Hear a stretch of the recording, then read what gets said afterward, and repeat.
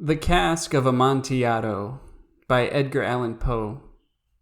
The 1,000 injuries of Fortunato I had borne as best I could, but when he ventured upon insult, I vowed revenge. You, who so well know the nature of my soul, will not suppose, however, that I gave utterance to a threat. At length I would be avenged. This was a point definitively settled, but the very definitiveness with which it was resolved precluded the idea of risk. I must not only punish, but punish with impunity. A wrong is unredressed when retribution overtakes its redresser. It is equally unredressed when the avenger fails to make himself felt as such to him who has done the wrong. It must be understood that neither by word nor deed had I given Fortunato cause to doubt my goodwill. I continued, as was my wont, to smile in his face, and he did not perceive that my smile now was at the thought of his immolation. He had a weak point, this Fortunato, although in other regards he was a man to be respected and even feared. He prided himself on his connoisseurship in wine. Few Italians have the true virtuoso spirit. For the most part, their enthusiasm is adopted to suit the time and opportunity, to practice imposture upon the British and Austrian millionaires. In painting and gemmery, Fortunato, like his countrymen, was a quack, but in the matter of old wines he was sincere. In this respect, I did not differ from him materially. I was skillful in the Italian vintages myself, and bought largely whenever I could. It was about dusk one evening during the supreme madness of the carnival season that I encountered my friend. He accosted me with excessive warmth, for he had been drinking much. The man wore motley. He had on a tight-fitting party-striped dress, and his head was surmounted by the conical cap and bells. I was so pleased to see him that I thought I should never have done wringing his hand. I said to him, "My dear Fortunato, you are luckily met. How remarkably well you are looking today! But I have received a pipe of what passes for Amontillado, and I have my doubts." "How?" said he. "Amontillado, a pipe? Impossible, and in the middle of the carnival!" "I have my doubts," I replied, "and I was silly enough to pay the full Amontillado price without consulting you in the matter. You were not to be found, and I was fearful of losing a bargain." "Amontillado!" "I have my doubts." "Amontillado!" "And I must satisfy them." "Amontillado!" "As you are engaged, I am on my way to Lucchesi. If anyone has a critical turn, it is he. He will tell me." "Lucchesi cannot tell Amontillado from sherry." "And yet some fools will have it that his taste is a match for your own." "Come, let us go." "Whither?" "To your vaults." "My friend, no, I will not impose upon your good nature. I perceive you have an engagement. Lucchesi." "I have no engagement. Come." "My friend, no, it is not the engagement, but the severe cold with which I perceive you are afflicted. The vaults are insufferably damp. They are encrusted with nitre." "Let us go, nevertheless. The cold is merely nothing. Amontillado! You have been imposed upon. And as for Lucchesi, he cannot distinguish sherry from Amontillado." Thus speaking, Fortunato possessed himself of my arm. Putting on a mask of black silk and drawing a roquelaire closely about my person, I suffered him to hurry me to my palazzo. There were no attendants at home. They had absconded to make merry in honor of the time. I had told them that I should not return until the morning, and had given them explicit orders not to stir from the house. These orders were sufficient, I well knew, to ensure their immediate disappearance, one and all, as soon as my back was turned.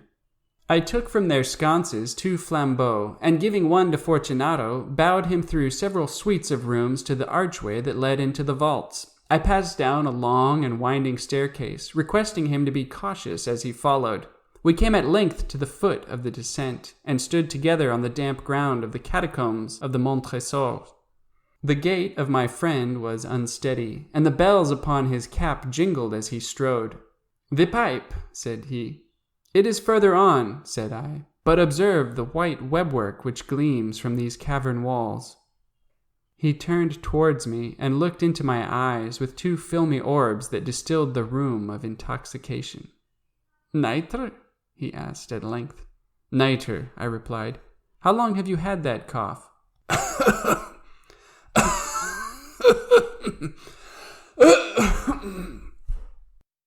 My poor friend found it impossible to reply for many minutes. It is nothing, he said at last. Come, I said with decision, we will go back. Your health is precious. You are rich, respected, admired, beloved. You are happy, as once I was. You are a man to be missed. For me, it is no matter. We will go back. You will be ill, and I cannot be responsible. Besides, there is Lucchesi. Enough, he said. The cough is a mere nothing. It will not kill me. I shall not die of a cough. True, I replied, and indeed I had no intention of alarming you unnecessarily, but you should use all proper caution. A draught of this Medoc will defend us from the damps. Here I knocked off the neck of a bottle which I drew from a long row of its fellows that lay upon the mould. Drink, I said, presenting him the wine. He raised it to his lips with a leer. He paused and nodded to me familiarly while his bells jingled.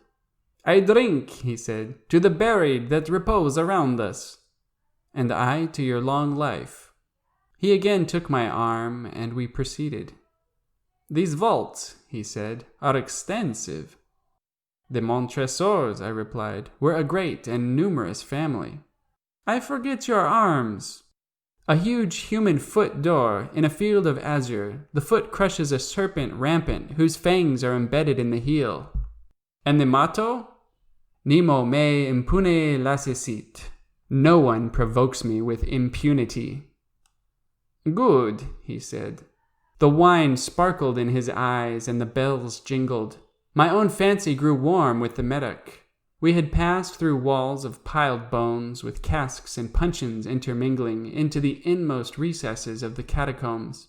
I paused again, and this time I made bold to seize Fortunato by an arm above the elbow. The nitre, I said. See, it increases. It hangs like moss upon the vaults. We are below the river's bed. The drops of moisture trickle among the bones. Come, we will go back ere it is too late. Your cough.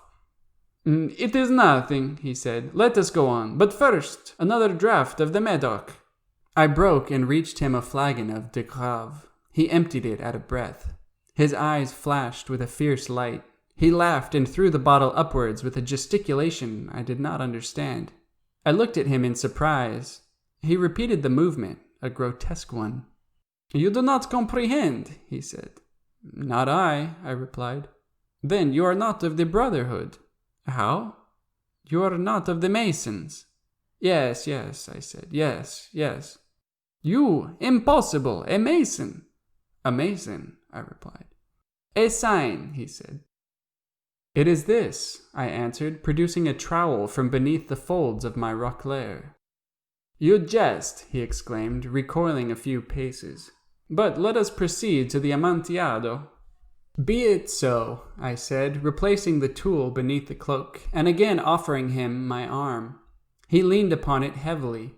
We continued our route in search of the Amontillado. We passed through a range of low arches, descended, passed on, and descending again, arrived at a deep crypt, in which the foulness of the air caused our flambeaux rather to glow than flame. At the most remote end of the crypt there appeared another less spacious. Its walls had been lined with human remains, piled to the vault overhead, in the fashion of the great catacombs of Paris. 3 sides of this interior crypt were still ornamented in this manner. From the 4th, the bones had been thrown down, and lay promiscuously upon the earth, forming at one point a mound of some size. Within the wall thus exposed by the displacing of the bones, we perceived a still interior recess, in depth about 4 feet, in width 3, in height 6 or 7. It seemed to have been constructed for no especial use in itself, but formed merely the interval between 2 of the colossal supports of the roof of the catacombs, and was backed by one of their circumscribing walls of solid granite. It was in vain that Fortunato, uplifting his dull torch, endeavored to pry into the depths of the recess. Its termination the feeble light did not enable us to see. Proceed, I said. Herein is the Amontillado. As for Lucchesi, he is an ignoramus, interrupted my friend, as he stepped unsteadily forward, while I followed immediately at his heels. In an instant he had reached the extremity of the niche, and finding his progress arrested by the rock, stood stupidly bewildered. A moment more and I had fettered him to the granite. In its surface were 2 iron staples, distant from each other about 2 feet horizontally. From one of these depended a short chain, from the other a padlock. Throwing the links about his waist, it was but the work of a few seconds to secure it. He was too much astounded to resist. Withdrawing the key, I stepped back from the recess. "Pass your hand," I said, "over the wall. You cannot help feeling the niter. Indeed, it is very damp. Once more, let me implore you to return." "No? Then I must positively leave you. But I must first render you all the little attentions in my power." "The Amontillado!" ejaculated my friend, not yet recovered from his astonishment. "True," I replied, "the Amontillado." As I said these words, I busied myself among the pile of bones of which I have before spoken. Throwing them aside, I soon uncovered a quantity of building stone and mortar. With these materials, and with the aid of my trowel, I began vigorously to wall up the entrance of the niche. I had scarcely laid the first tier of my masonry when I discovered that the intoxication of Fortunato had in a great measure worn off. The earliest indication I had of this was a low, moaning cry from the depth of the recess. It was not the cry of a drunken man.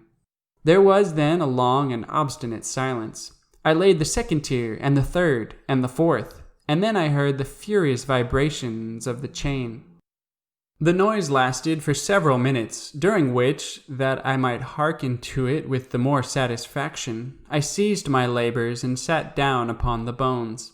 When at last the clanking subsided, I resumed the trowel, and finished without interruption the 5th, the 6th, and the 7th tier. The wall was now nearly upon a level with my breast. I again paused, and holding the flambeau over the masonwork, threw a few feeble rays upon the figure within. A succession of loud and shrill screams, bursting suddenly from the throat of the chained form, seemed to thrust me violently back. For a brief moment I hesitated, I trembled. Unsheathing my rapier, I began to grope with it about the recess, but the thought of an instant reassured me. I placed my hand upon the solid fabric of the catacombs and felt satisfied. I reapproached the wall. I replied to the yells of him who clamored. I re-echoed, I aided, I surpassed them in volume and in strength. I did this, and the clamorer grew still. It was now midnight, and my task was drawing to a close. I had completed the 8th, the 9th, and the 10th tier. I had finished a portion of the last and the 11th. There remained but a single stone to be fitted and plastered in. I struggled with its weight. I placed it partially in its destined position. But now there came from out the niche a low laugh that erected the hairs upon my head. It was succeeded by a sad voice, which I had difficulty in recognizing as that of the noble Fortunato. The voice said, "Ha ha ha, hee hee! A very good joke indeed, an excellent jest. We will have many a rich laugh about it at the palazzo, hee hee hee! Over our wine, ha ha ha!" "The Amontillado," I said. "Hee hee hee! Yes, the Amontillado. But is it not getting late?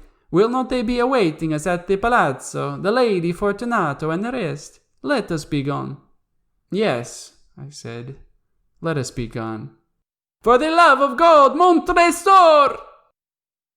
"Yes," I said, "for the love of God!" But to these words I hearkened in vain for a reply. I grew impatient. I called aloud, "Fortunato!" No answer. I called again, "Fortunato!" No answer still. I thrust a torch through the remaining aperture and let it fall within. There came forth in return only a jingling of the bells. My heart grew sick on account of the dampness of the catacombs. I hastened to make an end of my labor. I forced the last stone into its position. I plastered it up. Against the new masonry I re-erected the old rampart of bones. For the half of a century no mortal has disturbed them. In pace requiescat. Rest in peace.